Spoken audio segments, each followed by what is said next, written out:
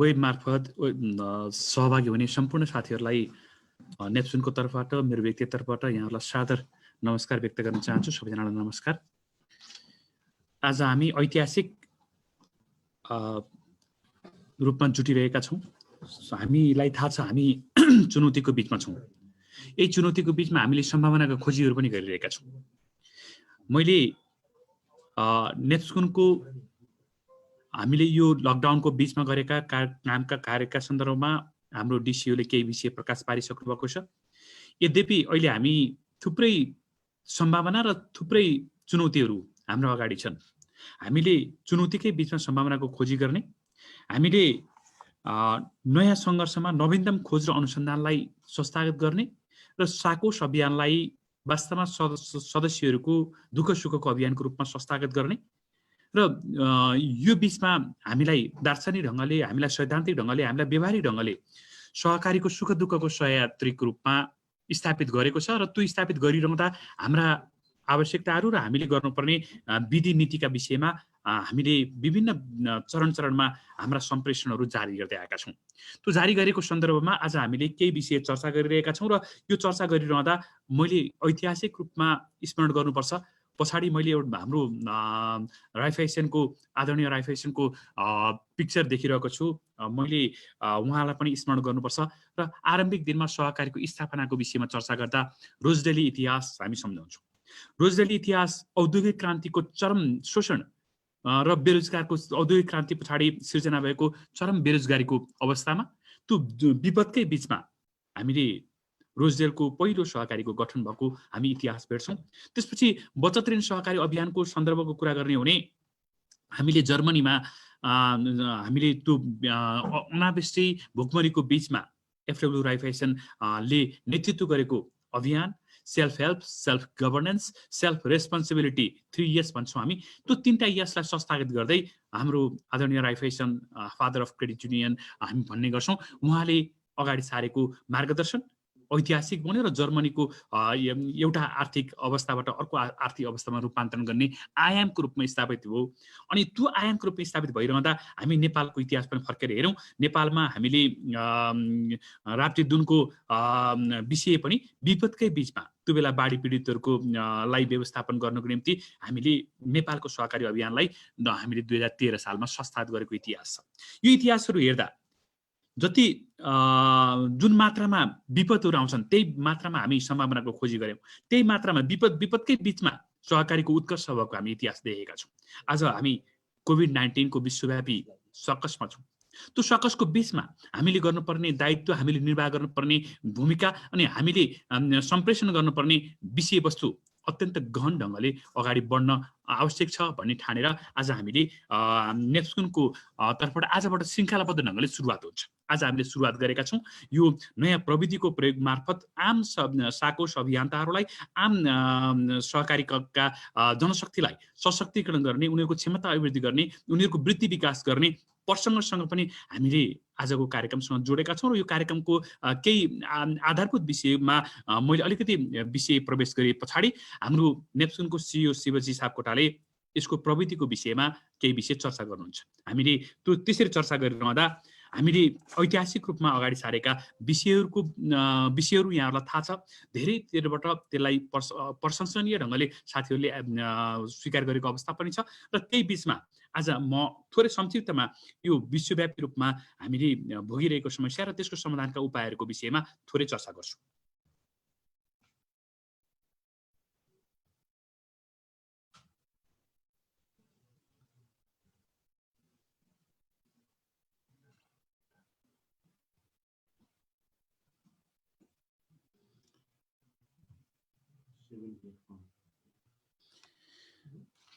हामीले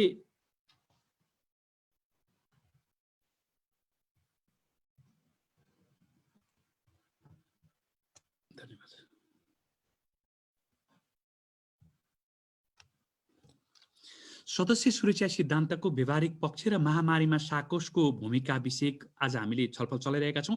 यो छलफलसँग जोडिरहँदा हामी नेप्सुनका 2टा अधिकारी तपाईहरुसँग छौँ। साकोस अभियानको विभिन्न क्षेत्रमा हाम्रा विषयहरू सम्प्रेषण गरिरहेको सन्दर्भसँग आज हामीले दुईटा विषय जोडेका छौँ। यो दुईटा विषय जोडिरहँदा म सहकारीको विश्वव्यापी परिभाषासँग जोडिन चाहन्छु। यो सहकारी संस्था संयुक्त स्वामित्व तथा प्रजातान्त्रिक रूपमा नियन्त्रित व्यवसाय मार्फत साझा आर्थिक, सामाजिक, सांस्कृतिक आवश्यकता तथा आकांक्षाहरू परिपूर्ति गर्न स्वैच्छिक रूपमा एकजुट हुने व्यक्तिहरूको स्वायत्त सङ्गठन हो भनेर यो विश्व अन्तर्राष्ट्रिय सहकारी महासङ्घले यसलाई परिभाषित गरेको छ। यो परिभाषा गरिरहँदा आर्थिक, सामाजिक, सांस्कृतिक आवश्यकता र आकांक्षाहरू आज हामीसँग तिनै आवश्यकता र आकांक्षाहरूलाई व्यवस्थापन गर्नको निम्ति सहकारीको उपस्थिति छ र यो वित्तीय आकांक्षा र आवश्यकताहरू परिपूर्ति गर्नको निम्ति साकोसहरू आफ्नो ठाउँमा संस्थागत ढङ्गले अगाडि बढेका छन्। यसरी अगाडि बढ्दा विश्वव्यापी रूपमा 9वटा अन्तर्राष्ट्रिय सहकारी महासङ्घले 9वटा सिद्धान्तहरू जारी गरेको छ, 7वटा सिद्धान्तहरू जारी गरेको छ र यो विश्व ऋण परिषदले हामीलाई 4वटा सिद्धान्तहरू प्रतिपादित गरेको छ। त्यो 4वटा सिद्धान्तको विषयमा धेरै विषय साथीहरू जानकार पनि हुनुहुन्छ। आज मैले थोरै त्यो 4वटा सिद्धान्त बीचमा पनि हामीले सदस्य सुरक्षा सिद्धान्तसँग आज हाम्रा विषयहरू हामी छलफलका रूपमा अगाडि सार्छौँ र त्यसरी अगाडि सार्नेमा हामीले विश्व ऋण परिषदबाट 2018 मा जारी गरिएका वित्तीय सहकारीका सिद्धान्तहरूलाई हामीले आत्मसात गरेका छौँ र त्यो बीचमा पहिलो सिद्धान्तको रूपमा सञ्चालन सम्बन्धी सिद्धान्त, त्यो सञ्चालन सम्बन्धी सिद्धान्त हिजो हामीले 9वटा भन्दै आएका थियौँ, त्यसलाई टोटल्ली नयाँ ढङ्गले 10वटा सिद्धान्त बनाएको छ। त्यो विषयमा हामी आउने दिनहरूमा चर्चा गर्ने नै छौँ। र सँगै हामीले दोस्रो सिद्धान्तको रूपमा सदस्य सुरक्षा सिद्धान्त, जसलाई हामीले आज हामी थोरै छलफलको विषय बनाएका छौँ। यो मेम्बर प्रोटेक्सन प्रिन्सिपलमा आज हामी थोरै चर्चा गर्छौँ र तेस्रो सिद्धान्तको रूपमा सुशासनको सिद्धान्त, गभर्नेन्स प्रिन्सिपल भनिएको छ र त्यो सुशासनका सिद्धान्तको विषयमा पनि हामी आउने दिनहरूमा चर्चा गर्नेछौँ भने अनि हामीले सेफ्टी एन्ड साउन्डनेस प्रिन्सिपल भनेर सुरक्षा र प्रभावकारिताको सिद्धान्त, यी 4वटा सिद्धान्तले वित्तीय सहकारी अभियानलाई विश्वव्यापी रूपमा निर्देशित गरिरहेका छन्, मार्ग प्रशस्त गरिरहेका छन् र यसको उज्यालोमा हामी अगाडि बढ्ने खालको कुरा गरिरहेका छौँ। हामीलाई थाहा छ दर्शनबाट सिद्धान्त निर्देशित हुन्छ अनि सिद्धान्तले व्यवहारलाई निर्देशित गर्छ र व्यवहारले सिद्धान्तलाई र सिद्धान्तले दर्शनलाई सेवा गर्नुपर्छ। फेरि यो अलि मैले एकदमै महत्त्वपूर्ण विषय चर्चा गरेँ। दर्शनबाट सिद्धान्त निर्देशित हुने, सिद्धान्तबाट व्यवहार निर्देशित हुने, व्यवहारले सिद्धान्तलाई र सिद्धान्तले दर्शनलाई सेवा गर्ने, यो महत्त्वपूर्ण आधारसँग हामी जोडिएका छौँ। त्यो आधारसँग जोडिरहँदा हाम्रा औजारहरूलाई, हाम्रा उपकरणहरूलाई कसरी प्रभावकारी ढङ्गले सम्पादन गर्न सकिन्छ त्यो विषयमा आज हामी सङ्गठित भइरहेका छौँ र आज हामी त्यो विषयमा चर्चा गरिरहेका छौँ।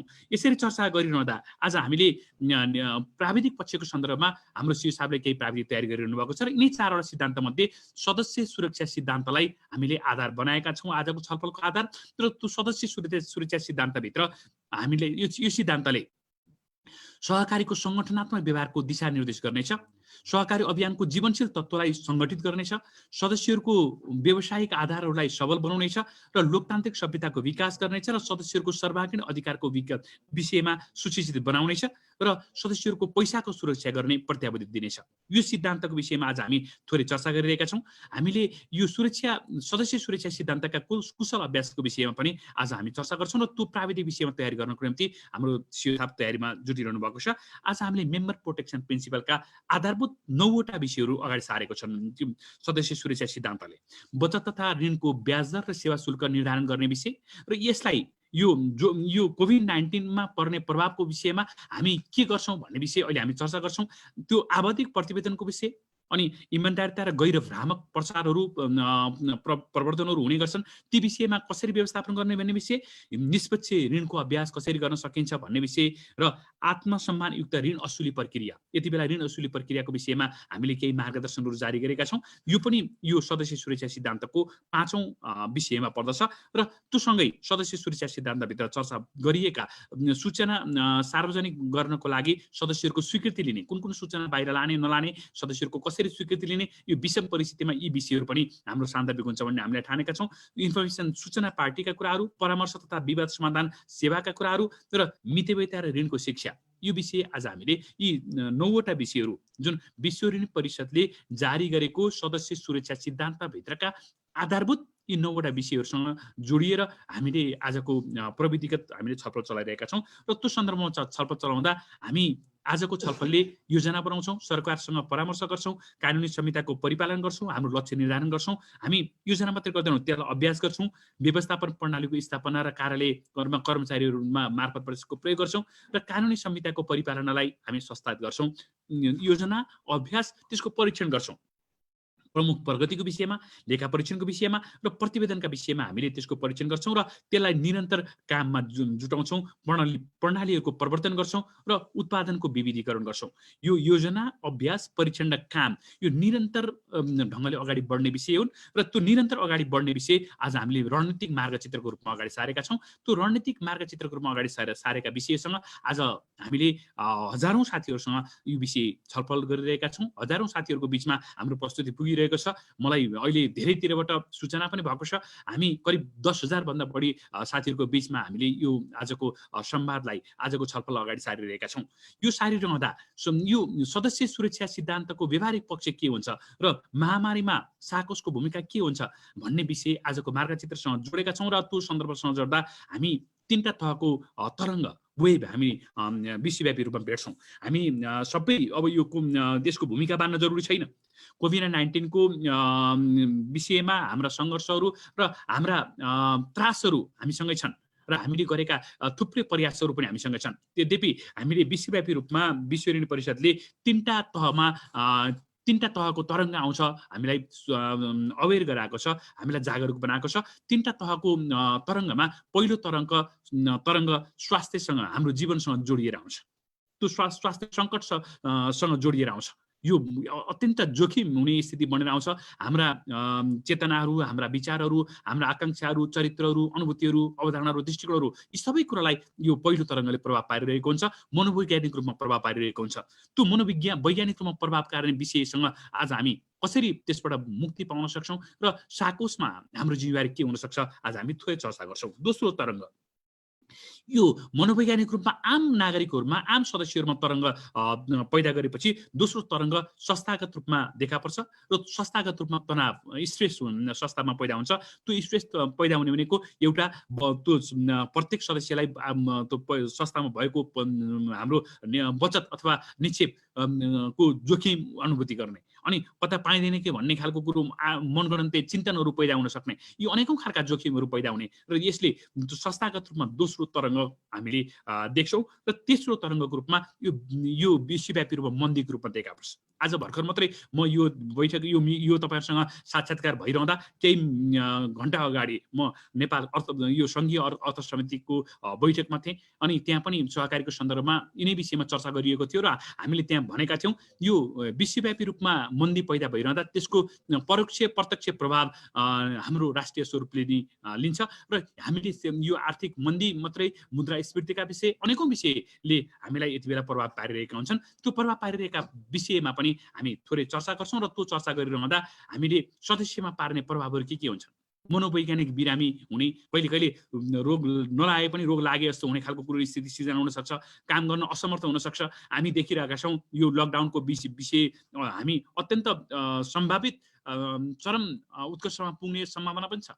यद्यपि त्यो सम्भावनालाई न्यूनीकरण गर्नको निम्ति राज्य पक्ष, हामी सहकारी अभियान सबै पक्षहरूले हामीले हाम्रा प्रभावहरूलाई व्यवस्थापन गर्दै गइरहेका छौँ र सकेसम्म न्यूनीकरण गर्ने र यसमा सहजीकरण गर्ने सन्दर्भमा हाम्रा भूमिकाहरू निश्चित र निर्देशित भइरहेका छन्। अनि काम गर्न असमर्थ हुने स्थिति बन्छ, बिरामी हुने स्थिति बन्छ, अनि वित्तीय रूपमा नाजुक बन्ने सदस्यहरू वित्तीय रूपमा नाजुक बन्न थाल्छन्। हिजो केही समय जगेर्ना गरेको पैसा सकिसकेको अवस्था हुन्छ, घरमा खाद्यान्नहरूको सकेको अवस्था हुन्छ। यो अनेकौँ स्थितिको बिचमा स्वास्थ्य सकस सिर्जना भएको हुन्छ, परिवारको बिचमा बिछोडको स्थिति सिर्जना भएको हुन्छ र एउटै परिवारलाई सङ्क्रमित गरिरहँदा भयावह स्थितिको सिर्जना भइरहेको हुन्छ र स्वास्थ्य खर्चबाट पछाडि धक्लिने स्थिति हुन्छ र त्यो खर्च व्यवस्थापन नगर्ने अवस्थामा अनि त्यति बेला हाम्रो उपस्थिति जरुरी छ। त्यसले मृत्युसम्म निम्ताउने स्थिति हुन्छ। बन्दाबन्दीको स्थितिले अनेकौँ स्थिति सिर्जना गरिरहेको हुन्छ। त्यो स्थिति हामीले पहिलो श्रृङ्खलामा जोडेका छौँ। छौँ र यस्तो यस्तो अवस्थामा हामी कसरी अगाडि जान सकिन्छ अनि यसले सदस्यलाई पार्ने प्रभावको विषयमा त हामीले पहिलो तरङ्गको रूपमा चर्चा गऱ्यौँ अनि यसले सँगै सिर्जना गर्ने भनेको आय सिर्जना गर्न असमर्थता सिर्जना गर्ने ऋण भुक्तानीको लागि असमर्थता हुने अनि बचतमा बाँच्ने सीमित सक्षमता मात्रै सिर्जना हुने अनि सम्पत्तिमा क्षति हुने सम्पत्ति भौतिक सम्पत्ति सबै प्रकृतिका सम्पत्तिमा क्षति हुने बचत विप्रेषण लगानी अनेकौं क्षेत्रमा लगानीको स्थिति कमजोर हुने यसले यो ठुलो आर्थिक सकस आर्थिक मन्दी ल्याउने स्थिति बन्छ र यसले पुँजीको पुनरुत्पादन गर्ने प्रणालीलाई यसले प्रभाव पारिरहेको हुन्छ त्यो पुँजीको पुनरुत्पादन गर्ने प्रणालीलाई कसरी व्यवस्थापन गर्न सकिन्छ भन्ने विषयसँग हामी जोडिन जरुरी छ हामीलाई थाहा छैन यो कहिलेसम्म यो कोभिड-19 को प्रभाव र यसको प्रहार हामीले खेप्नुपर्ने हो हामी त्यसको सीमा तोक्न सकिरहेका छैनौँ विश्वव्यापी रूपमा त्यसको सीमा निर्धारण भइरहेको छैन यद्यपि हामी जुन एउटा ढङ्गले त्यसलाई व्यवस्थापन गर्न सकिन्छ भने विश्वव्यापी रूपमा पहल कदमी लिइरहेको छ हामी थोरै मात्रामा भए पनि जोखिम न्यूनीकरण गरिरहेका छौँ हामी त्यो सन्दर्भमा जोखिम न्यूनीकरण हुँदा अब क्षेत्रीय ढङ्गले अथवा पालिकाको ढङ्गले लकडाउन कडा गर्दै भित्र समुदायको लकडाउनको स्थितिलाई खुकुलो बनाउने खालको राज्यको रणनीति छ यो रणनीतिको बीचमा हामीले गर्नुपर्ने विषयहरूसँग आज हामी छलफल गरिरहेका छौँ ऋण भुक्तानीको लागि असमर्थता जनाउने स्थिति बनिरहेको छ त्यसमा हामीले मार्गदर्शन जारी गरेका छौँ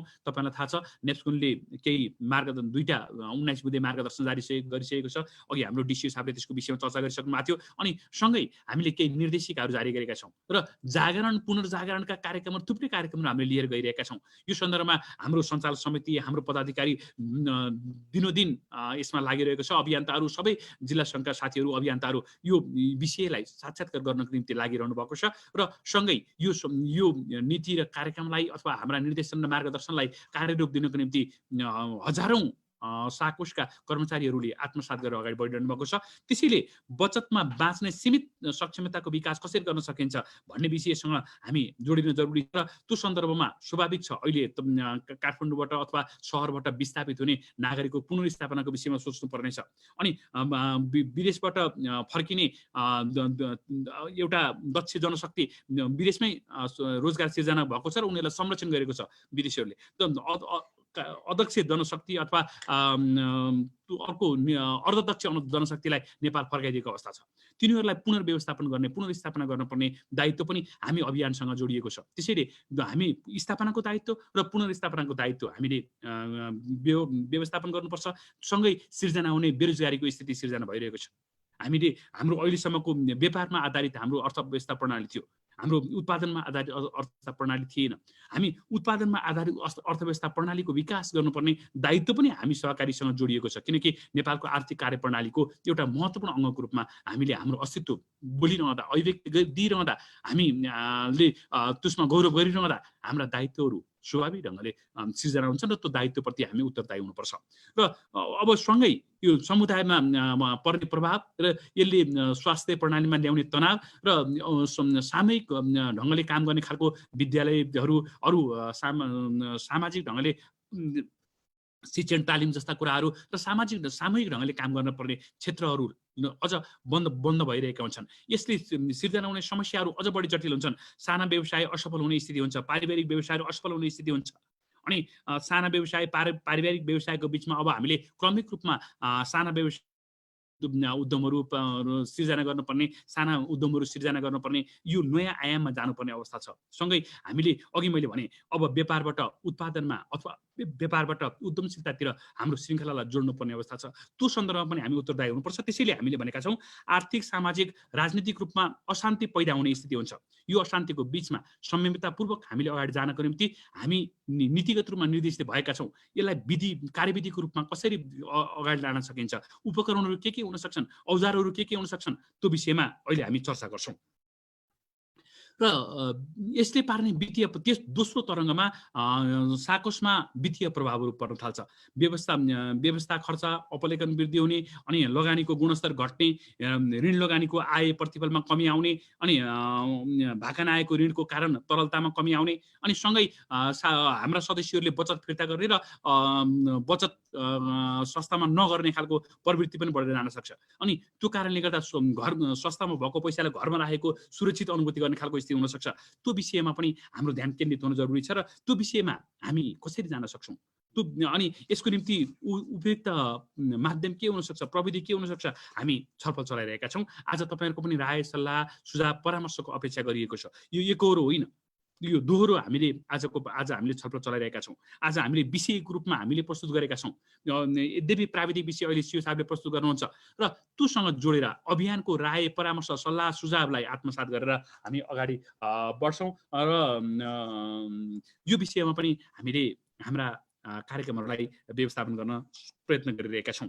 र बचत फिर्तामा वृद्धिको कारण तरलतामा कमी आउने अघि मैले चर्चा गरिसकेको छु। ब्याङ्कबाट बचत फिर्ता र सीमाको कारण तरलता अर्को प्रभाव पर्ने स्थिति बनेको छ अनि वृद्धिमा सुस्तता हुन्छ। हामीले वृद्धि र विकास दुईटै खालको कुरोलाई सँगै लिएर जान आवश्यक छ। सरकारले अत्यावश्यक क्षेत्रभित्र सहकारीलाई जोडेको छ।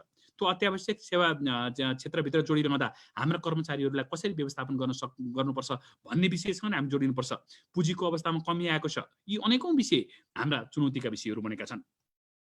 यही चुनौतीको बीचमा हामीले आय श्रृङ्खलालाई कसरी व्यवस्थापन गर्ने, सदस्यहरूलाई दीर्घ जीवनसँग जोड्ने खालको र आय श्रृङ्खलासँग जोड्ने खालको कुरोमा हामीले कसरी अगाडि जान सकिन्छ, भाखा आएका ऋणहरूको व्यवस्थापनमा के गर्न सकिन्छ, सम्पत्तिको क्षतिको सन्दर्भमा हामीले हाम्रा प्रभावहरूलाई न्यूनीकरण कसरी गर्न सकिन्छ, यिनी विषयसँग आज हामी धेरै जोडिनेछौँ र यसले सिर्जना भएको यहाँलाई थाहा छ तरलताको ठुलो आप्रवाह छ। यसले सिर्जना हुने जटिलतम स्थितिहरूको हामी सम्बोधन गरिरहेका छौँ। डिजिटल च्यानलको लागि हामीले छलफल चलाइरहेका छौँ। यद्यपि कति चाहिँ गैर कानुनी ढङ्गले डिजिटल च्यानल प्रयोग गरेको भन्ने विषय हिजो अस्ति मिडियामा आइरहेको छ।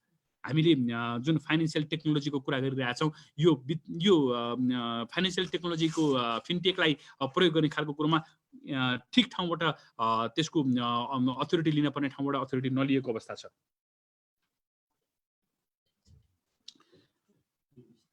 त्यसैले हामी यो विषयमा पनि हामी गम्भीर बनेका छौँ। हिजो अस्ति हामी मात्र छलफल भएको छ। राष्ट्र ब्याङ्कले के भन्यो भने जुन डिजिटल फाइनेन्सिङको प्रयोग गरिरहेका छौँ निकायहरू छौँ, त्यो डिजिटल फाइनेन्सिङको अथोरिटी हामीले दिएको हो कि होइन, यसको वैधानिकताको विषयमा प्रश्न चिन्ह उठेको छ भनेर राष्ट्र ब्याङ्कले भनिरहेको छ। र सँगै त्यो यी अनेकौं व्यवस्थापकीय पक्ष अहिले यति बेला लकडाउनको बिचमा त हामी बहस गरौँला, पैरवी गरौँला, त्यसलाई नजरअन्दाज गर्ने खालको कुरोमा राष्ट्र ब्याङ्कसँग अनेकौं विषयमा छलफल गरौँला, त्यो विषयमा हामी सुरक्षित हुने प्रयत्न गरौँला। तर यसले लामो समयसम्म हामी कसरी जान सक्छौँ भन्ने विषयसँग हामी जोडिन जरुरी छ। ब्याङ्क डिपोजिटमा न्यून प्रतिफलहरू दिने स्थिति बनिरहेको छ अथवा सहकारीको डिपोजिटमा न्यून प्रतिफल दिने स्थिति बनिरहेको छ। यो विषयमा पनि हामी कसरी जान सक्छौँ भन्ने विषयमा आज हामी चर्चा गर्छौँ। लगानीका अवसरहरूमा सीमितता छ। अब नयाँ उद्योगमा, नयाँ प्रतिष्ठानमा, नयाँ व्यापारमा लगानी गर्ने स्थिति बनिरहेको छैन। त्यसैले हामीले पारिवारिक खेतीका पारिवारिक उद्यमशीलताका कुरा गरेका छौँ, हामी साना उद्यमशीलताको कुरा गरेका छौँ। अरू त्यो सन्दर्भमा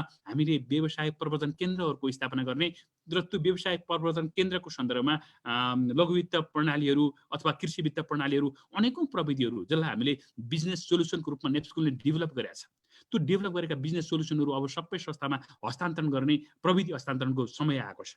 हामी सबै संस्थाका साथीहरूलाई यो प्रविधि हस्तान्तरण गर्नको निम्ति तयारी अवस्थामा जुटेका छौँ र हाम्रो जनशक्ति त्यो सन्दर्भमा काम गरिरहेको छ। लगानीका अवसरहरूमा सीमितता छ, हामीलाई थाहा छ। निरन्तर घाटा र यसले सिर्जना हुने दिवालियापनको स्थिति सिर्जना हुन सक्ने र यो उत्पादकत्वको क्षेत्र समाप्त हुन सक्ने स्थिति पनि सिर्जना हुन सक्छ। त्यो बीचमा हामी अघि भने हामी समस्याकै बीचमा, हामी चुनौतीकै बीचमा सम्भावनाको खोजी गरिरहेका छौँ। त्यसैले अहिले हामीले स्वास्थ्य प्रणालीमा निरन्तर तनावहरू बेहोर्न पर्ने, समुदायले बेहोर्न पर्ने हुन्छ।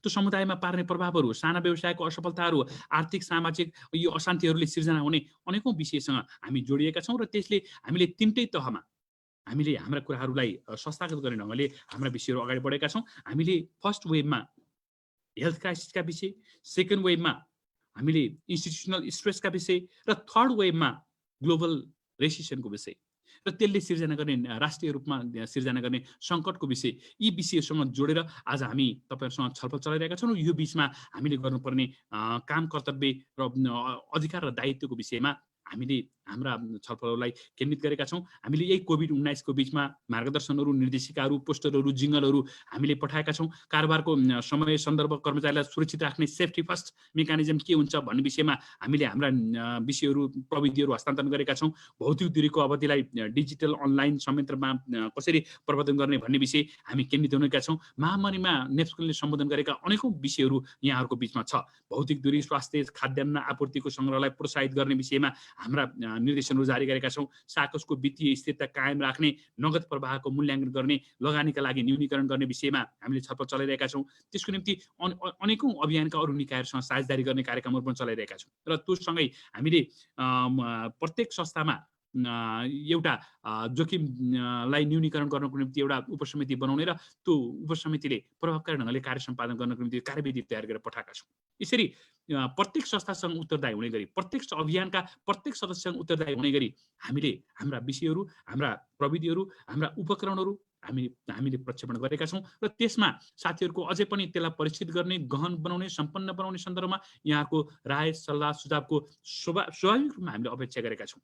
प्रत्यक्ष परोक्ष रूपमा त्यो राय, सल्लाह, सुझाव आइ पनि रहेका छन् र मलाई अहिले धेरै क्षेत्रबाट हामीलाई प्रशंसा पनि गर्नुभएको छ। नेप्सकुनले अभियानले पुर्याउनु पर्ने दायित्व निर्वाह गरेको छ भनेर धेरै साथीहरूले मलाई प्रोत्साहित पनि गर्नुभएको छ। सँगै यो प्रोत्साहन अथवा यो सबै साझा हाम्रो दायित्व हो। यो दायित्वभित्र नेप्सकुन केन्द्रीय कार्यालय मात्र होइन, प्रत्येक साकोस अभियान नेप्सकुन हो। त्यो प्रत्येक साकोस अभियानका प्रत्येक सदस्य यो हामी एउटै अम्ब्रेलाभित्र, एउटै छाताभित्र छौँ र एउटै छाताभित्र भएका साझा समस्याको बिचमा हामी साझा मार्गदर्शन लिएर हामी अगाडि बढ्छौँ। अनि हाम्रा संस्थाहरूले महामारीको अवधिमा साकोसको वित्तीय स्थायित्व कसरी कायम गर्ने भन्ने विषयसँग हामी जोडिन जरुरी छ।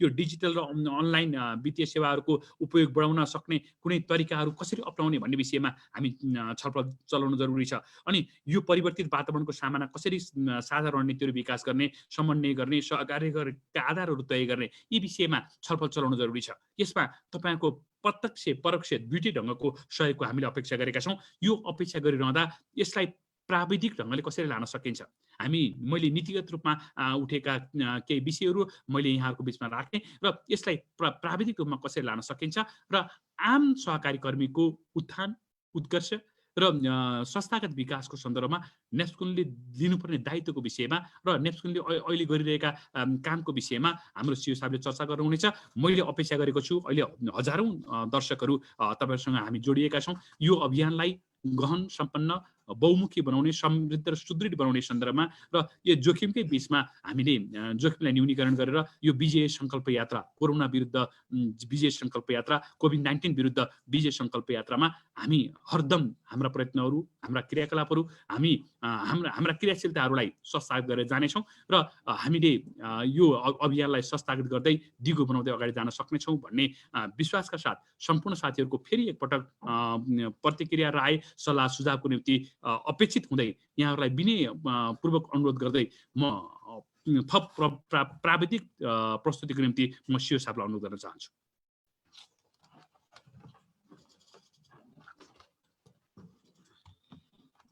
धन्यवाद अध्यक्षज्यू। अध्यक्षज्यूको यो सदस्य सुरक्षा सम्बन्धी आधारभूत र यो सैद्धान्तिक, अवधारणागत, सैद्धान्तिक र दार्शनिक पक्षहरूको बारेमा जानकारी गराउनु भयो। अब यस पछाडि सदस्य सुरक्षा सम्बन्धी व्यवहारिक पक्षको बारेमा नेप्सकुनका आदरणीय सिओ शिवजी सापकोटा सरलाई म प्रस्तुतिकरणको लागि हार्दिक अनुरोध गर्न चाहन्छु। सरले सुन्दै हुनुहुन्छ कि?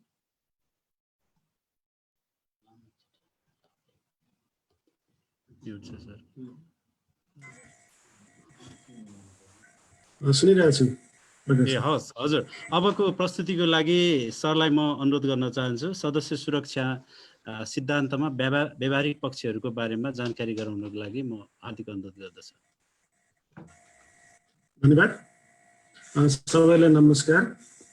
नेप्सकुनका अध्यक्षज्यू र प्राविधिक टोली जसले यो कार्यक्रम संयोजन गरेर तपाईहरू सहकारी कर्मी, हाम्रा व्यवस्थापक साथीहरूसँग जोड्न सहयोग पुर्याएको छ। केही सुरुमा प्राविधिक अलिकति कठिनाइ भएको थियो र अहिले सम्भवतः सबै श्रोताहरूले सुन्नुभएको छ होला र यो कार्यक्रमलाई फेसबुकमा लाइभ पनि गरिएको छ, लाइभमा पनि हेर्न सक्नुहुनेछ। अब सैद्धान्तिक कुरा हाम्रो अध्यक्षज्यूले राखिसक्नु भएको छ, किन यो मेम्बर प्रोटेक्सन प्रिन्सिपल बचत तथा ऋण सहकारी संस्थामा चाहियो र यसले अहिलेको बन्दाबन्दीको अवस्थामा कसरी सेवा दिन सकिन्छ भन्ने विषय उहाँले राख्नु भएको छ। अब सहकारी क्षेत्रले सहकारी क्षेत्रलाई सदस्यहरूले परीक्षण गर्ने बेला आएको छ, परीक्षण गरेका छन्। यो सहकारीले साँच्चै नै हामीलाई सेवा दिन सक्ने रहेछ कि रहन्छ, अप्ठ्यारोमा यो सहकारीले साथ दिँदो रहेछ कि रहन्छ। हामीसँग पैसा थुप्रो हुँदाखेरि पैसा राख्ने ठाउँ त भयो, अब हामीलाई अप्ठ्यारो परेको बेलामा सेवा दिन सक्छ कि सक्दैन। एकैपटक महामारी विश्व सन्तासको अवस्थामा रहँदाखेरि पनि अब हाम्रो सहकारीले हामी जोडिएका जतिलाई सहयोग पुर्याउन सक्छ कि सक्दैन, हाम्रो समुदायलाई यसले सहयोग पुर्याउन सक्छ कि सक्दैन, र यो समुदायको सम्पत्तिले हामीलाई हेर्दो रहेछ कि रहन्छ भनेर पर्खेर बसेका छन्। र यिनै बिचमा पनि धेरै कन्फ्युजनहरू क्रिएट भयो। लकडाउनको अवधि लम्बिँदै गयो, अहिले पनि लकडाउन नै छ, तर पनि सहकारी संस्थाहरूले थोरै जनशक्ति व्यवस्थापन गरेर आफ्नो सदस्यहरूलाई सेवा दिइरहेको अवस्था छ। नेस्कोले पनि दैनिक सेवाहरू प्रदान गरिरहेको छ। अब यसको सहकारी क्षेत्रको आइडेन्टिटी के हो, हामी किन फरक छौँ र हामीसँग किन यत्तिका मान्छेहरू सहकारी संस्थामा आबद्ध भए त भनेर मनन गरेर हेर्ने बेला आएको छ। ठुला ठुला सहकारी संस्था 30 जना 50 जना सदस्य भएकादेखि 1,50,000 सदस्यसम्म भएका संस्थाहरूले अब यत्तिका मान्छे हामी कहाँ किन आबद्ध भए, के विश्वासले आबद्ध भए, अब यिनीहरूलाई मैले के को प्रत्याभूति दिनुपर्नेछ भनेर ती संस्थाका सञ्चालक समितिले व्यवस्थापनले सोच्ने बेला आएको छ। सबै केही न केही हामी मिलेर गर्न सक्छौँ, हामी मिलेर एकअर्कालाई आपसमा सहयोग गर्न सक्छौँ भन्ने उद्देश्य राखेर उनीहरू जुटेका छन्। र तिनै जुटेका कुरालाई तपाईँहरूले अथवा हामी सहकारी कर्मीहरूले सम्बोधन गर्नुपर्छ। समयमा हाम्रो परिचय के हो, हामीले के दिनुपर्छ र हामीले कस्ता सेवाहरू कस्तो अप्ठ्यारो अवस्थामा हामीले सेवाहरू पुर्याउनु पर्छ भन्ने विषयमा मनन गरौँ। र योभन्दा पछाडि मैले अघि नै उद्घोष भइसकेको छ सदस्य सुरक्षा सिद्धान्त जुन विश्व ऋण परिषदले 4वटा सिद्धान्त प्रतिपादन गरेको थियो, त्यो मध्ये सदस्य सुरक्षा सिद्धान्त भन्ने कुरालाई मैले अलिकति प्रस्तुतिकरण पनि मैले गर्न चाहन्छु।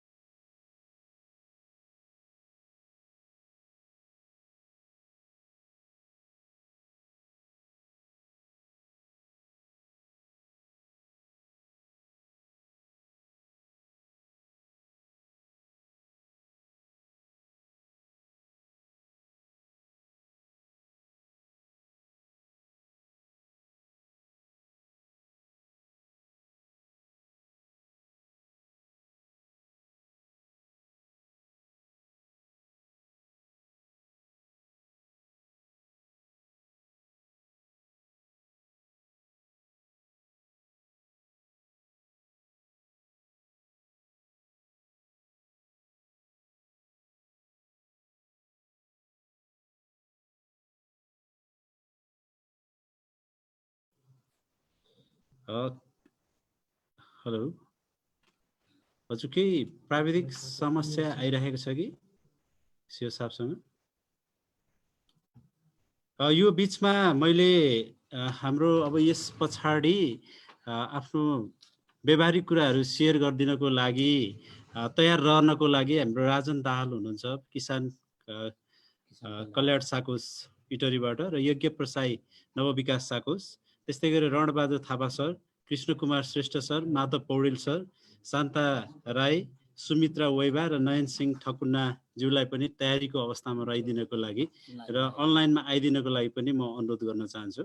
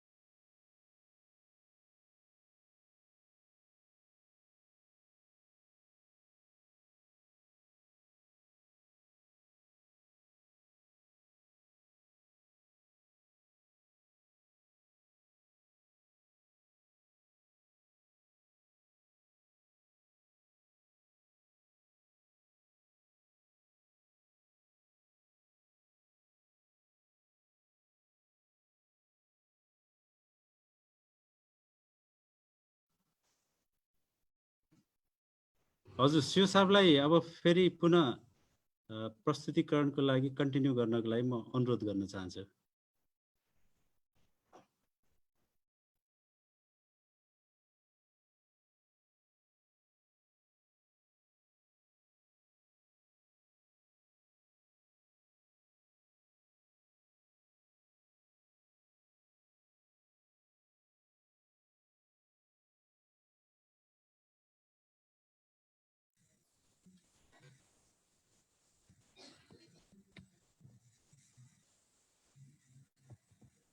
धन्यवाद। सुनिएको छ प्रकाश सर? हजुर सर सुनिराखेको छ सर। सुनिएको छ है? अब सुनिएको छ सर। हजुर कन्टिन्यू गरिदिनु हुन अनुरोध छ सर। अघि छलफल भइसकेको छ यो विषय। अहिले यसको व्यवहारिक पक्ष म छलफल गर्न चाहन्छु। यो अवस्थामा जुनसुकै अवस्थामा पनि इन्स्योरिङ फेयर ट्रिट टु मेम्बर्स, सदस्यलाई फेयर ट्रिट गर्नु होला भन्ने कुरा छ, any time and any situation. जस्तो अवस्थामा पनि र जुनसुकै बेला पनि आफ्ना सदस्यहरूलाई फेयर ट्रिट गरिदिनु भन्ने विषय हो यो। र सहकारीको परिभाषामा म धेरै गइनँ, किनभने टाइम हामी अलिकति अगाडि गइसकेका छौँ र हामी समयमै यसलाई सक्न खोजिराखेका पनि छौँ। अब एकपटक सहकारी संस्थामा सदस्यलाई सेवा दिने व्यवस्थापनले यसलाई सहकारीको 7वटा सिद्धान्तलाई हृदयङ्गम गर्नु पर्यो। फर्स्टमा सहकारी संस्थामा स्वैच्छिक र खुल्ला सदस्यता हुन्छ, प्रजातान्त्रिक नियन्त्रण हुन्छ, सदस्यको आर्थिक सहभागिता हुन्छ, स्वायत्तता र स्वतन्त्रता हुन्छ, शिक्षा, तालिम र सूचना निरन्तर दिनुपर्छ, सहकारी संस्थाको बीच सहयोग हुनुपर्छ र समुदायप्रति चासो हुनुपर्छ। यी 7वटा कुरा तपाईँहरू यो विषयमा तपाईँहरू जानकार हुनुहुन्छ। र बचत तथा ऋण सहकारीको कुरा गर्दाखेरि यसमा 4वटा सिद्धान्तहरू प्रतिपादन भएका छन्। सञ्चालनका सिद्धान्तहरू अन्य सहकारी संस्थाहरू भन्दा बचत तथा ऋण सहकारी संस्थाहरू फरक हुन्छन्, उनीहरूको सञ्चालनका फरक सिद्धान्तहरू छ। यसमा 10वटा सिद्धान्त अहिले आएको छ, अघि अध्यक्षज्यूले राखिसक्नु भएको छ भने सुशासनका सिद्धान्तहरू, सुरक्षा तथा प्रभावकारिताका सिद्धान्तहरू र सदस्य सुरक्षा सिद्धान्त। आज हामी छलफल गर्छौँ सदस्य सुरक्षा सिद्धान्तमा। र बचत तथा ऋण सहकारी संस्था भन्नाले यिनीहरू नाफाका लागि सञ्चालित भएका हुँदैनन्। काम गर्दै जाँदा सदस्यलाई सेवा पुर्याउँदै जाँदा केही नाफा होला, ती नाफाहरू वितरण गर्छन्, तर नाफा लक्ष्य राखेर यिनीहरू सञ्चालित भएका हुँदैनन्। यिनीहरू समुदायमा रहेर वित्तीय सेवाहरू प्रदान गर्छन् सदस्यहरूको लागि। र सदस्यहरू जोसँग उनीहरू सदस्य बनेका हुन्छन्, सदस्य बनाएका हुन्छन्, उनीहरूसँग कमन बोन्ड कायम राख्छन् अथवा आत्मीयता कायम राख्छन्। यो हाम्रो सदस्य हो भन्ने भित्र मनभित्र राख्ने काम गर्छन्। र यसको सुशासनको संरचना एक व्यक्ति एक भोटको आधारमा हुन्छ। सेयर बढी खरिद गर्दैमा अथवा त्यसमा कार्यक्रममा बढी उपस्थित हुँदैमा अथवा ठुलो भिडभाड अथवा म यो संस्थामा धेरै पटक आएको छु, मैले सेयर धेरै राखेको छु, मैले धेरै भोट हाल्नुपर्छ अथवा व्यक्ति चयन गर्दाखेरि मेरो भोटिङ राइट चाहिँ अलिक धेरै हुनुपर्छ भन्ने हुँदैन। र डाइरेक्टर्स अनपेड भोलिन्टियर्स भन्छ। यसमा विश्वव्यापी बचत तथा ऋण सहकारी संस्थामा अथवा सहकारीमा अनपेड भोलिन्टियर्सहरू बस्छन्, जसले नियमित पारिश्रमिक दिँदैनन्, उनीहरू चाहिँ स्वयंसेवी भएर काम गर्छन्। अब हामी कुरा गर्छौँ बचत तथा ऋण सहकारी संस्थाको विश्वव्यापी शब्द चाहिँ क्रेडिट युनियन पनि भन्छन्, काहीँ फाइनेन्सियल कोअपरेटिभ्स पनि भन्छन्, सेभिङ्स एन्ड क्रेडिट कोअपरेटिभ्स पनि भन्छन्, थ्रिफ्ट एन्ड क्रेडिट पनि भन्छन्, सेभिङ्स सोसाइटिज पनि भन्छन् र सेभिङ्स एन्ड क्रेडिट युनियन्स पनि भन्छन्। यी सबै कुराले चिनिने भनेको बचत तथा ऋण सहकारी संस्था भनेर हामीले बुझ्नुपर्छ। अब यिनै विषयमा पनि विपदमा पनि सहकारीले काम गरेका छन्। अहिले हाम्रा सहकारी नेपालभित्रका सहकारी विश्वका सहकारीहरू विश्व नै आक्रान्त भइरहेको अवस्थामा सहकारी क्षेत्रले पनि आफ्नो दायित्व समुदायप्रतिको दायित्व वहन गरेका छन् र विपदमा सहकारीहरू यहाँहरूले पनि आफ्ना समुदायमा सहकारी संस्थाले आफ्नो सेवाहरू लगायत राहतका कुरा, सहयोगका कुरा, साथका कुरा सबै तपाईँहरूले गर्दै आउनु भएको छ। विपदमा सहकारीले यसरी काम गरिरहेका छन्। र अहिले मैले चर्चा गर्न खोजेको विषय, तपाईँहरू विषय डाइभर्ट नहुनुहोस्, हताश नहुनुहोस्। यो विश्व स्वास्थ्य सङ्कटको अवस्थामा पनि हाम्रो पहिचान के हो, हामीले गर्नुपर्ने के हो र हाम्रो सिद्धान्त के हो, त्यसबाट विचलित नहुनुहोस् भनेर मैले यही सिद्धान्तको विषयमा चर्चा गर्छु। पहिलो छ बचत तथा ऋणको ब्याज दर र शुल्कहरू। यस्तो विपदको अवस्थामा पर्दा अथवा सामान्य अवस्थामा रहँदाखेरि पनि हामीले समुदायमा सदस्यहरूको लागि अफर गरिने, उहाँहरूलाई प्रस्ताव गरिने बचत, सेयर, ऋणका कुराहरूमा चाहिँ ब्याज दर सबैलाई बराबर गर्नुपर्छ, लिने शुल्कहरू सबैलाई बराबर गर्नुपर्छ। केही त्यसमा विषय जोडिएका शुल्कहरू कुनै छन् भने पनि सबैमा बराबर हिसाबले गर्नुपर्ने हुन्छ। र यसमा यी विषयहरू राख्दाखेरि ब्याज दरका कुराहरू कोहीलाई बढी कोहीलाई घटी, तपाईँहरूको वस्तु तथा सेवाहरूमा फरक होला, तपाईँहरूले डिस्क्लोज गर्नुभएको छ, यसमा यति राख्ने भनेर निर्णय गर्नुभएको छ, सदस्यलाई जानकारी गराइसक्नु भएको छ, विभिन्न आफ्ना प्रतिवेदनहरू मार्फत, आफ्ना प्रकाशनहरू मार्फत, आफ्ना सूचनाहरू मार्फत, वेबसाइट मार्फत केबाट गर्नुभएको छ, सदस्यले के पाउँछौँ, कति लाग्छ भन्ने कुरामा चाहिँ एकरूपता हुनुपर्छ। कुनै पनि सदस्य विशेष, पारिवारिक संरचना विशेष, आय विशेष अथवा समुदाय विशेष यी विषयहरूमा फरक ल्याउनु हुँदैन। त्यसले गर्दा यो सुरक्षाको सिद्धान्तलाई बचत, ऋण र संस्थाले उपलब्ध गराउने वित्तीय सेवामा एकरूपता ल्याउनु पर्ने हुन्छ। यसलाई पारदर्शी बनाएर जानुपर्छ। एक नम्बर, यसमा 9वटा सिद्धान्तभित्र 9वटा पोइन्टहरू छ। एउटाले बचत तथा ऋणको ब्याज दर र शुल्कहरूमा एकरूपता ल्याउनको लागि भन्छ। र यसको अभ्यास कसरी गर्ने भन्दा सदस्यलाई उपलब्ध गराउने आर्थिक लाभ तथा शुल्कहरूमा उनीहरूको सहभागिता हुनु। यो संस्थामा यो सहकारी संस्थामा म सदस्य बन्छु भनेपछि बन्दै गर्नुस्, के हुन्छ, कसरी हुन्छ, कति रुपियाँ काट्ने, हामी हेर्दै गरौँ ल, पैसा छोडेर जानुस् न भन्ने विषयको सरसल्लाह, राय अथवा तर्क राख्नु हुँदैन। क्लियरली भन्नुपर्छ यो संस्थामा सदस्य बन्दाखेरि प्रवेश शुल्क कति लाग्छ, सदस्यता शुल्क कति लाग्छ, नियमित बचत कति तिर्नुपर्छ, बचतमा राखेको ब्याज दर कति आउँछ, कुन हिसाबले गणना हुन्छ, करहरू काटिन्छ भने कसरी काटिन्छ र कस्ता शुल्कहरू उपलब्ध गराउँदा प्रकाशनका शुल्क, कुनै व्यवस्थापन शुल्क लाग्छ भने यी कुराहरू अगाडि नै भनिदिनुपर्छ उनीहरूको सहभागिता हुनुभन्दा अगाडि। अब सहभागिता भइसकेपछि खाताबन्दी गर्ने बेलामा पनि खाताबन्दी पश्चात चाहिँ तपाईँको यति हुन्छ भन्ने होइन, खाताबन्दी हुने बेलामा पनि हामीले कतिमा खाताबन्दी गर्दैछौँ, बचतको हो भने कति प्रतिशत ब्याज दरले खाताबन्दी गर्दैछौँ, त्यो ब्याज दर चाहिँ खातामै गएर बस्छ कि अर्को खातामा गएर बस्छ, इन्ट्रेस्ट गएर क्यापिटलाइज हुन्छ कि हुँदैन, पुँजीकृत हुन्छ कि हुँदैन, यी सबै कुरा निश्चित गरेर नीतिगत व्यवस्था गरिसकेको हुनुपर्छ। र यसलाई अभ्यासमा ल्याउने चाहिँ पूर्व सूचना दिएर हाम्रो सदस्य बन्दाखेरि यतिमा हामीले सदस्य बन्न सक्छौँ र यसमा यो जोड्दा यति रुपियाँ लाग्छ भनेर तपाईँहरूले क्लियरली भनिदिनुपर्छ। जानकारी प्रचार प्रसार र केही तपाईँहरूको खातामा अहिले प्रविधिको प्रयोग गर्नुभएको छ भनेदेखि प्रचार प्रसार गर्दा यो प्रतिशत यो दरमा आउँछ भन्ने विषय राख्नु पर्यो। दोस्रो, प्रविधिमा अलिकति एडभान्स भएका संस्थाहरूले चाहिँ प्रविधिमा आधारित एकाउन्टिङमा चाहिँ अलर्ट मेसेजहरू जाने, मोबाइल नम्बरमा तपाईँहरूको इन्ट्रेस्ट पोस्ट भयो वा खाताबन्दी भयो, ब्याज यति आयो, कर यति काटियो भन्ने कुराहरू तपाईँहरूले पठाउन सकिन्छ। यसको लागि माध्यम चाहिँ सूचना पार्टीमा तपाईँहरूले नोटिस राख्न सक्नुहुन्छ, वेबसाइटमा राख्न सक्नुहुन्छ, मोबाइल मार्फत सन्देश पठाउन सक्नुहुन्छ। यो रह्यो सदस्य सुरक्षा अथवा इक्वल ट्रिटको पहिलो विषय।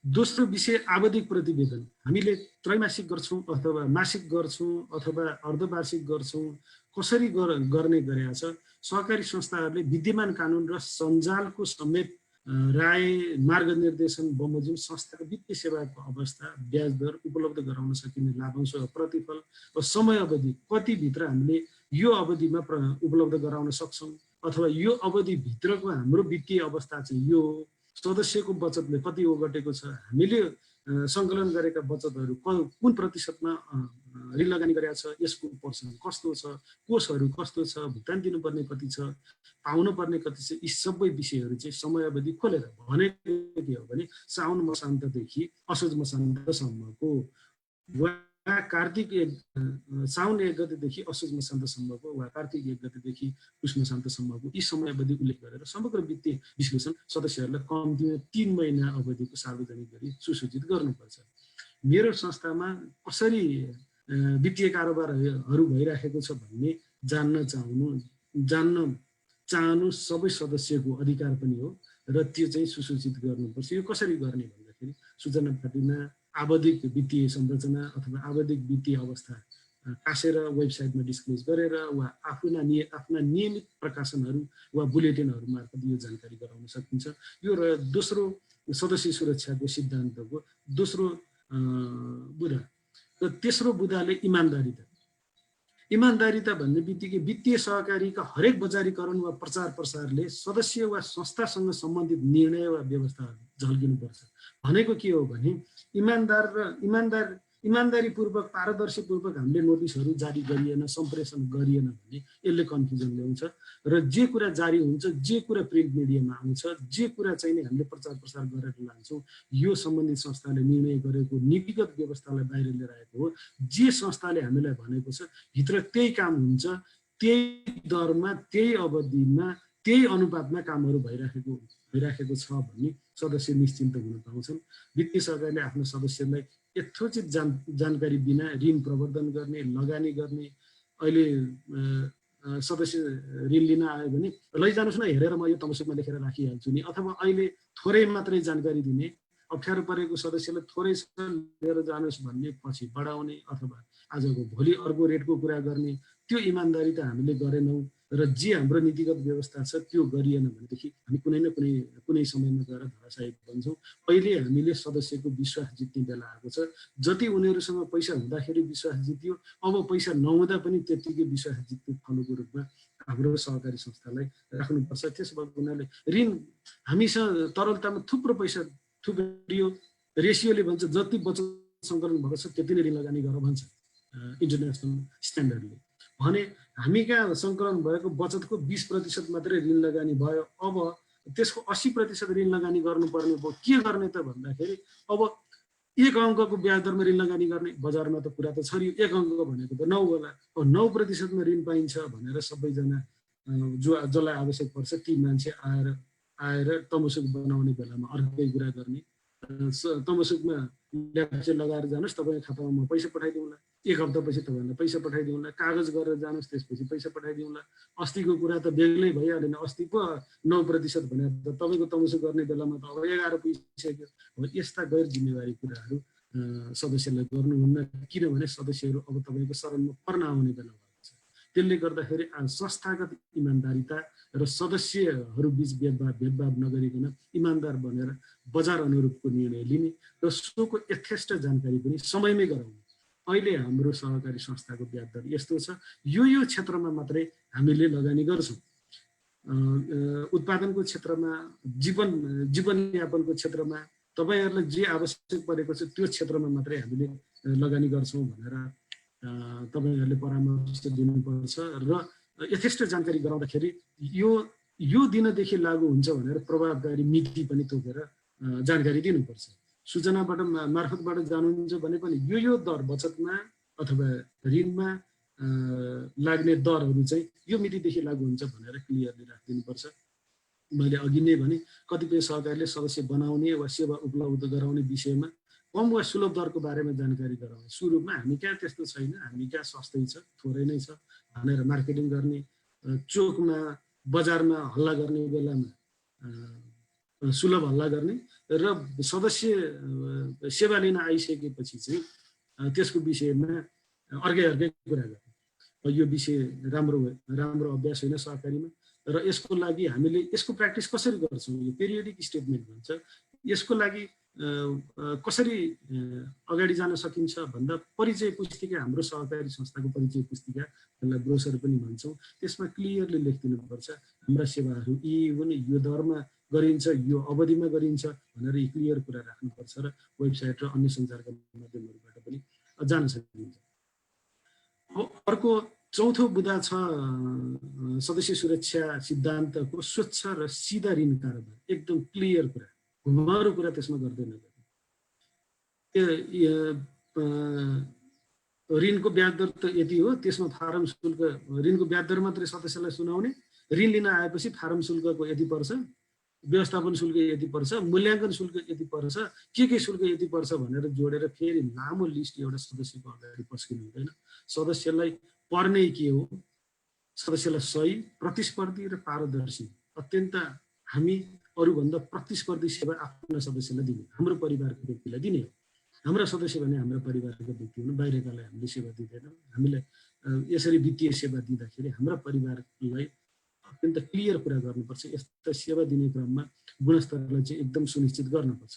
सस्तोमा दिने अथवा थोरैमा दिने यो चाहिँ तपाईँले तुरुन्तै दिनुपर्छ, दैनिक रीति गर्नुपर्छ भनेर ती विषयहरू त्यस्ता कुराहरू गर्नु हुँदैन।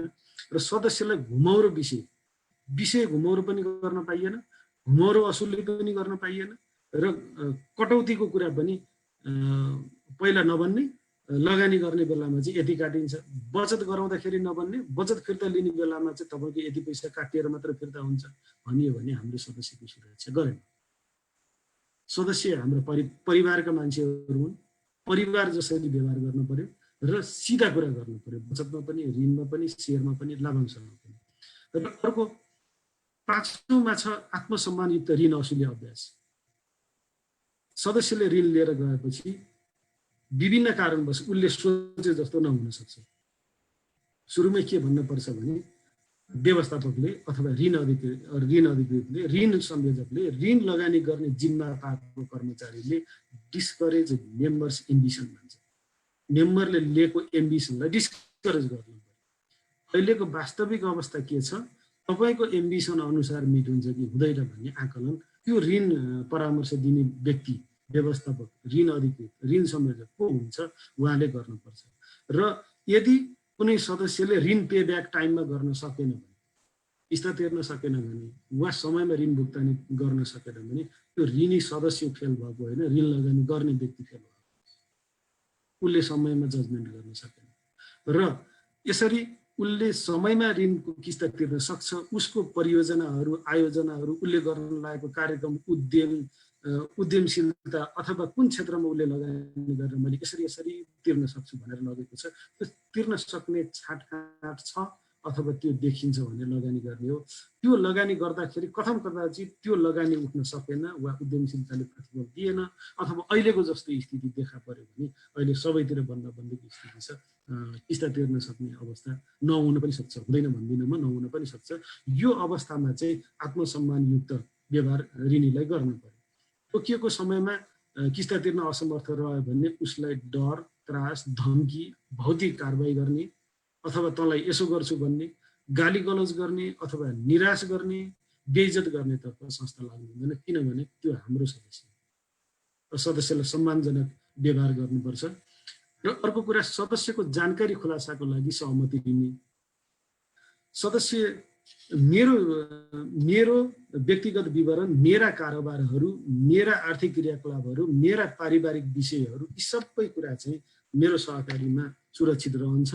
यो गोप्य रहन्छ। कसैलाई पनि उनीहरूले भन्दैनन् मेरो खातामा कति पैसा छ, कति ब्याज पाएँ, कति ऋण लिएको छ भनेर भन्दैनन् भन्नेमा सदस्य निश्चिन्त रहेको हुन्छ। र यही अवस्थामा चाहिँ सहकारी संस्थाका कर्मचारीले अथवा सञ्चालकले उसको त यस्तो छ यो संस्थामा भनेर भन्दै हिँड्नु हुँदैन। यो गोपनीयता कायम राख्नुपर्छ र उसको गोपनीयता अथवा उसको विवरण कुनै तेस्रो पक्षलाई दिनु पर्यो भने सदस्यलाई नै दिनु पर्यो भने, वा सदस्यले अर्को पार्टीलाई दिनु पर्यो भने, अर्को सङ्घ संस्थालाई दिनु पर्यो भने, अथवा नजिकै रहेका समुदायका सङ्घ संस्थामा उपलब्ध गराउनु पर्ने अवस्था रह्यो भने सम्बन्धित सदस्यसँग पहिला अनुमति लिनुपर्छ, उहाँसँग सहमति लिनुपर्छ। यस्तो तपाईँको विवरण आएको थियो, संस्थाबाट मैले दिउँ कि नदिउँ भनेर सदस्यसँग कन्सेप्ट लिनै पर्छ। र सदस्य सुरक्षा सिद्धान्तको यो एउटा अर्को पक्ष हो। र परामर्श तथा विवाद समाधान, समुदायमा रहेको सहकारी संस्था त्यो समुदाय, समग्र समुदायको सम्पत्ति हो, भलै तिनीहरू त्यो संस्थामा नजोडिएका हुन् अथवा सदस्य नबनेका हुन्। यो बिचमा हाम्रा सदस्य बीच पनि विवाद उत्पन्न भयो, हाम्रा सदस्य र गैर सदस्य बीच विवाद उत्पन्न भयो, वा हाम्रो सहकारी रहेको क्षेत्रको समुदायका व्यक्तिहरू बीच, हाम्रा सदस्य होइनन् तर उनीहरू बीच पनि विवाद आयो। विभिन्न विषयमा आउन सक्छ, आर्थिक क्रियाकलापका विषयमा आउन सक्छ, कार्यक्रमका विषयहरूमा आउन सक्छ, विभिन्न क्रियाकलापहरू सञ्चालन गर्ने विषयमा आउन सक्छ। त्यो समयमा चाहिँ हाम्रो सहकारी संस्थाले परामर्श र विवाद समाधान सेवा दिन सक्ने भएर बस्नुपर्छ। समुदायका मान्छेहरूले हाम्रो सहकारीले यसको छिनोफानो गरिदिन सक्छ अथवा यसको असल बाटो पहिल्याइदिन सक्छ भन्ने विश्वास गरेर त्यहाँ आएका हुन्छन्। यसको लागि चाहिँ माध्यम के राख्न सकिन्छ भने सदस्य सहायता केन्द्र अथवा वेब प्रश्नोत्तर, वेबसाइटमा प्रश्नोत्तर गर्ने अथवा गुनासा सुन्ने, गुनासा उल्लेख गर्ने र त्यसको प्रत्युत्तर दिने अवस्था हामीले सिर्जना गरेर बस्नुपर्ने हुन्छ। र अर्को ऋणको सही उपयोगबारे शिक्षा, यो 8औं सिद्धान्त, यो सदस्य सुरक्षा सिद्धान्तभित्रको 8औं पोइन्टले के भन्छ भने ऋणको सही सदुपयोगबारे शिक्षा। यो अहिले प्रभावकारी रहन्छ। सदस्य हताश भइसकेका छन् बन्दाबन्दीको अवस्थाले, उनीहरूले ठुलो ऋणको अपेक्षा गरे पनि हुनसक्छ, कतिले जीवनयापनको लागि मात्रै अपेक्षा गरे पनि हुनसक्छ। यदि अब बन्दाबन्दीको अवस्था खुल्ने बित्तिकै वा बन्दाबन्दीको अवस्थामै पनि कुनै सदस्य हताश भएर बसेको छ, अब सहकारी संस्था खुल्ने बित्तिकै मैले यो ठुलो ऋण लिएर यो काम गर्छु भन्ने लाग्छ भनेदेखि यो ऋण परामर्श गर्ने व्यक्ति अत्यन्त सजग भएर अन्तर्राष्ट्रिय सिद्धान्त अनुसार सञ्चालित हुँदा पनि सदस्यलाई सही परामर्श दिनुपर्छ। ऋणको सही सदुपयोग कसरी गर्ने, बचतको सदुपयोग कसरी गर्ने। अहिले 20औं वर्षदेखि बचत गर्दै आएका सदस्यलाई तपाईहरूले अब फल खाने बेला आएको छ। यदि 20औं वर्षसम्म तपाईँले जोगाएर राख्नुभयो, अहिले सबैतिर बन्द छ, सबै ठाउँमा काम गर्न सकिने अवस्था छैन। तपाईँले बिस्तारै बचत फिर्ता लिएर गएर आफूलाई जति चाहिन्छ त्यति फिर्ता लिएर गएर तपाईँले आफ्नो जीवनयापन सञ्चालन गर्न सक्नुहुनेछ।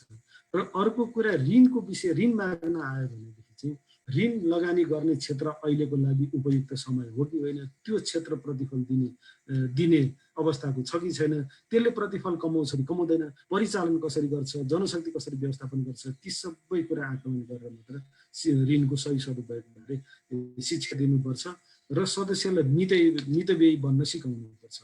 र यो नै सही सदुपयोग, बचतको पनि ऋणको सही सदुपयोगबारे शिक्षा दिने अर्को विषय रह्यो। र यो सदस्य सुरक्षा सिद्धान्तले अर्को के कुरा भन्छ भने सहकारी संस्थाहरू स्वैच्छिक सञ्चालन तथा अनन्त सञ्चालनमा रहन्छन्, स्वैच्छिक रूपमा सञ्चालित हुन्छन्, कसैले डिस्टर्ब गर्दैन, कसैले हस्तक्षेप गर्दैन, यसै गरी गर भनेर कसैले भन्न सक्दैन। यसको प्राइम डिसिजन मेकर अथवा अन्तिम निर्णयकर्ता भनेको चाहिँ साधारण सभा हो। साधारण सभामा लगेर यिनीहरूले छलफल गराउँछन् र सञ्चालन कसरी हुने र यसलाई अनन्तसम्म कसरी लैजाने भन्ने नेतृत्व हस्तान्तरणको कुरा होला, व्यवस्थापन हस्तान्तरणको कुरा होला, यी विषयहरूका कामहरू गर्दै जाने हुनाले स्वैच्छिक रूपमा सञ्चालन हुन्छ र अनन्ततातर्फ केन्द्रित हुन्छन् भन्छ। सहकारी संस्थाहरू सदस्यको निर्णयमा सञ्चालित हुन्छन्। आफ्नो संस्थाको बारेमा साधारण सभा वा समितिमा उचित प्रस्ताव लैजान्छन्। उनीहरूले बुझेर के गर्दाखेरि हुन्छ, हामी यो संस्थालाई कसरी अगाडि बढाउन सक्छौँ र सदस्यको मागको आधारमा हामीले सेवा कसरी दिन सक्छौँ भन्ने विषयमा उनीहरू सचेत रहन्छन्, सजग रहन्छन् र उचित प्रस्ताव लैजान्छन्, निर्णय गराउँछन् र सदस्यहरूकै सुझाव र सल्लाहमा दिगो सञ्चालनका लागि हुने भएकोले यी स्वायत्त हुन्छन्, सदस्यले जे भन्छन् त्यो अनुसारको निर्णय लिन्छन् भन्ने 9औं सिद्धान्तले भन्छ। अब यी विषयहरू मैले पस्किँदै जाँदा सुरक्षित सदस्यहरूलाई सुरक्षा कसरी गर्ने भन्ने विषय भन्दा पनि सदस्यलाई सुरक्षामा लैजाने, सदस्यलाई इक्वल ट्रिट गर्ने, सदस्यलाई हताश हुन नदिने, सबै सदस्यलाई समान व्यवहार गर्ने, समुदायमा समान आय स्तर भएका सदस्यहरू नहुन सक्छ। हाम्रो सहकारी संस्थामा समान आय स्तर भएका सदस्यहरू नहुन सक्छ। कसैले मासिक 500 बचत गर्छन्, कसैले 5000 बचत गर्छन्, कसैले 100 बचत गर्छन्। यी सबैमा सहकारी संस्थाले उपलब्ध गराउने सेवा सबैमा बराबर हिसाबले गर्नु पर्यो। त्यसको दर, रेट, प्रतिशत, सुविधा, छुट, यी सबै विषयहरूमा सचेत रहनको लागि म आग्रह गर्दछु। र सँगसँगै अघि हाम्रो अध्यक्षज्यूले ओपनिङकै क्रममा भनिसक्नु भएको छ, सहकारी क्षेत्रमा 3वटा वेब आउँदैछ। यो विश्वमै 3वटा वेब आएको छ। यसले सहकारी क्षेत्रलाई पनि अछुतो राखेको छैन। पहिलो वेब स्वास्थ्यमा सङ्कट लिएर आएको छ। यो स्वास्थ्यमा सङ्कट आएको अवस्थामा तपाईँहरूले आफ्ना क्रियाकलापहरूलाई सर्वप्रथम स्वास्थ्यबाट सचेत रहने, जोगिने, सङ्क्रमण जोगाउनेतिर सदस्यहरूलाई परामर्श दिने, फोनबाट हुन्छ, भेटघाटबाट हुन्छ, वेबसाइटबाट हुन्छ, मेसेज पठाएर हुन्छ, अथवा कुनै माध्यमबाट सदस्यलाई स्वस्थ रहनको लागि प्रेरित गर्नु पर्यो। स्वस्थ रहने उपायहरूका बारेमा सिकाउनु पर्यो, उपायका बारेमा भन्नु पर्यो। र यसले दोस्रो वेब अघि पनि आइसकेको छ। मैले स्ट्रेस मात्र दिन खोजेको, संस्थागत स्ट्रेस अथवा इन्स्टिट्युसनल स्ट्रेस भन्छ। यो चाहिँ सबै संस्थामा स्ट्रेस आउँछ। विशेष गरी वित्तीय सहकारीहरूमा झन् ठुलो स्ट्रेस आउँछ। स्ट्रेस भनेको अब खोल्ने बित्तिकै के होला, कहिले खुल्छ भन्ने त स्योर छैन, यो सङ्क्रमण कहिलेसम्म लम्बिन्छ भन्ने स्योर छैन।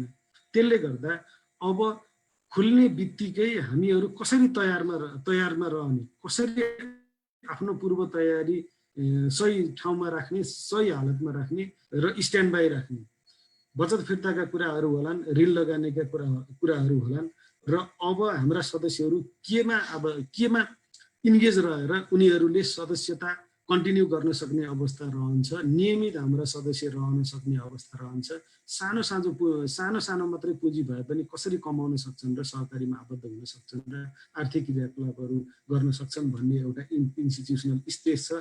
मलाई लाग्छ सबै व्यवस्थापकहरू यो संस्थागत तनावमा हुनुहुन्छ र यसलाई यो तनाव व्यवस्थापन गर्न सकिन्छ, हताश हुनु पर्दैन। र हामीले नेप्स्कुलले अहिले नै 1 अरबको कुरा गरिराखेका छौँ। योभन्दा अघिल्लो बैठकले 1 करोड यो क्षेत्रमा ऋण लगानी गर्नुपर्छ भनेको थियो, अहिले हामी 1 अरबको चर्चा गरिराखेका छौँ। 1 अरब हामी हाम्रा सदस्य संस्थाहरूमा लगानी गर्न सक्छौँ यो क्षेत्रको लागि मात्रै भनेर, र सानो प्रयासले पनि ठुलो धनराशि जम्मा हुन सक्छ। सबै नेप्स्कुलले नै गर्नुपर्छ भन्ने छैन। नेप्स्कुलमा आबद्ध सदस्य सङ्घ संस्थाहरूले आपसमा सहकारी गर्न सक्यो भने पिपुल हेल्पिङ पिपुल भन्ने विषय सार्थक रहन सक्छ र यसले निम्त्याउने यो विश्व स्वास्थ्य सङ्गठनले एउटा इन्स्टिट्युसनल स्ट्रेस निम्त्यायो। यो इन्स्टिट्युसनल स्ट्रेस फेरि बढ्दा अहिलेको सिनारी बढ्दै गयो भने ग्लोबलाइजेसनको अवस्थामा पुगिन्छ। यो भनेको आर्थिक मन्दीको अवस्था हो। आर्थिक मन्दीको अवस्थामा पनि सहकारी संस्थाहरू सञ्चालित रहन सक्छन्, सेवा प्रदान गर्न सक्छन्। सदस्यलाई मितव्ययी बन्न सिकाउने र सदस्यलाई सही परामर्श हामीले दिन सकियो भनेदेखि यो अवस्थाबाट हामीले पार पाउन सक्छौँ र सदस्यमा आधारित सहकारी संस्थाहरू दिगो वित्तीय संस्थाहरू हुन् समुदायको भन्ने परिचय हामीले दिन सक्छौँ र यो विपद वा महामारीको अवस्थामा सदस्यको विश्वास हामीले गुमाउनु हुँदैन र उपलब्ध गराउन सकिने सेवाहरू सदस्यलाई उपलब्ध गराउने थप सहयोग र साथ के चाहिन्छ सहकारी संस्थाहरूले आफ्ना सदस्यहरूलाई अफर गर्ने, तपाईँहरूलाई परेको अप्ठ्यारो के छ, समस्या के छ, हामीले के साथ र सहयोग दिन सकिन्छ, त्यो नियमित सम्पर्कमा बसेर तपाईँहरूले सदस्यहरूसँग किप अन टचमा रहने, सदस्यसँग दोहोरो वार्तालाप गरेर तपाईँहरू समस्या बुझ्न सक्नुहुनेछ र हामी पनि यही सदस्य संस्थाहरू कुन अवस्थामा छन्, कसरी सेवाहरू प्रदान गरिराखेका छन् भन्ने विषयमा निरन्तर हामी चासोमा रहिराखेको हुनाले यो साक्षात्कार गर्ने मौका हामीलाई प्रविधिले दिएको छ। सँगसँगै हामीले भेट्न पाएका छैनौँ, तैपनि हामीले सदस्यलाई समाधानको रूपमा केही विषयहरू दिनुपर्छ भन्ने उद्देश्य राखेर यो आजको कार्यक्रम गरिएको हो। र सहकारी कर्मीहरूमा म के अनुरोध गर्न चाहन्छु भने सदस्यसँग समन्वयमा रहनुहोस्, नियमित सम्पर्कमा रहनुहोस् र उनीहरूलाई सुरक्षा दिनको लागि उनीहरूको सुरक्षार्थ हामीले के गर्न सक्छौँ यो विषय केन्द्रीय सङ्घ मार्फत अथवा सङ्घहरू मार्फत अथवा आफ्ना सञ्जालहरू मार्फत सदस्य कहाँ पुर्याउने र आफू निश्चिन्त रहनको लागि म हार्दिक अनुरोध गर्दछु। धन्यवाद।